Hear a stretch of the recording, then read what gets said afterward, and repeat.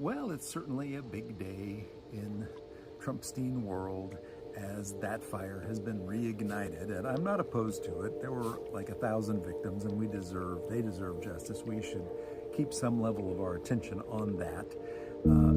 Former Attorney General Bill Barr, Trump's Attorney General, who very helpfully obfuscated the results of the Mueller report, which Bob Mueller himself used a language that was cryptic enough that people were easily confused when he found that Trump did indeed get Russian cooperation in his first election. But let's not dig that back up. Bill Barr said, well, the reason he never saw any evidence that Trump was involved in Epstein, well, it turns out because he was never shown the part of the documents that proved Trump was involved. That information, that part of the documentation was hidden from him by U.S. Attorney Jeff Berman, who later became a member of the Trump cabinet. So there's a big surprise for you. He had been a U.S. attorney up in New York in Trump's district. So they're trying to say, well, the grand jury files cannot be released. The federal judge said no. Well, of course. That's like 90 pages out of, 100,000 pages maybe in the Epstein files. We don't need that report. We don't need this. We don't need that. Just release the file. It'll answer all the questions. But I already know the answer to the questions, because if Trump's name was not prominently featured, they would have released it in March when Pam Blondie said she had the files on her desk. We'll never see them.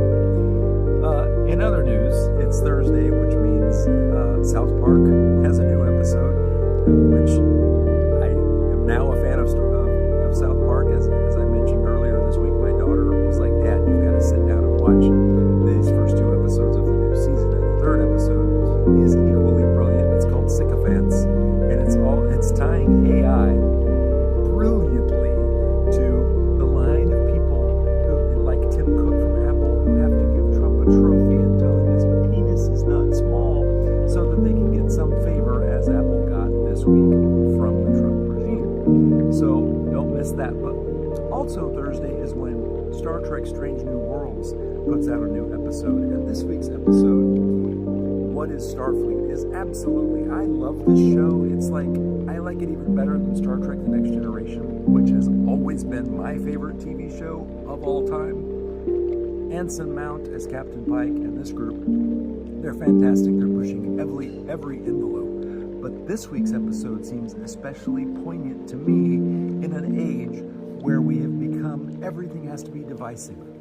And it shouldn't be that way. What if we actually all put aside our differences and work together? Gene Roddenberry showed us a vision of what the human race could become, and we have been so busy fighting over things that we have no business fighting about. And so my piece was published in the local paper, and I will post a link to that if you'd like my review of this week's episode of Star Trek Strange New Worlds, because I just need something hopeful in this era of hopelessness, to be honest.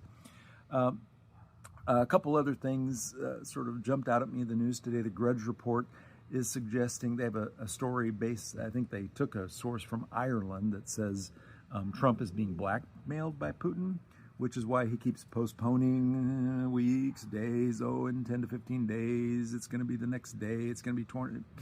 Every time he speaks, he has a different number. But that's just Trump. He makes up every number he ever says. And by the way, I have to say, in that South Park episode, there's a great Return of the Jedi reference. Star Wars nerd. Okay. Meanwhile, the ground news is reporting that the California Supreme Court has rejected Kevin McCarthy and the Republicans' bid to stop redistricting there in the wake of Texas going ahead and redistricting because their Führer told them to, and I think Greg Abbott has his wheels set on a presidential run. Oh, God, what a nightmare that would be. And I say that as someone who lives in Texas. He's our governor, and he's the worst. Worse than, well, we've had some bad ones. And finally, the Trump regime is now saying that museums are woke because they don't give a very good outlook on the future. That's not what museums are. Museums are to teach us about the past. And so Trump has asked his attorneys to go through like the Smithsonian Museum and see what needs to be eliminated. Oh my God, none of us have read, and I know Trump hasn't read 1983. There's no question he doesn't read anything. But the rest of us have read it, right? Like George Orwell is going, see, I told you, this is the memory hole. We're memory holing things that are not convenient. So, hey, I hope you're finding a way to have a good day.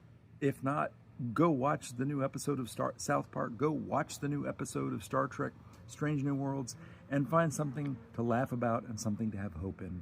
My name is Bill. I'm a college professor in Dallas, Texas. Thanks for watching. Hey, share my video, like it, all the fun things, and have a good day.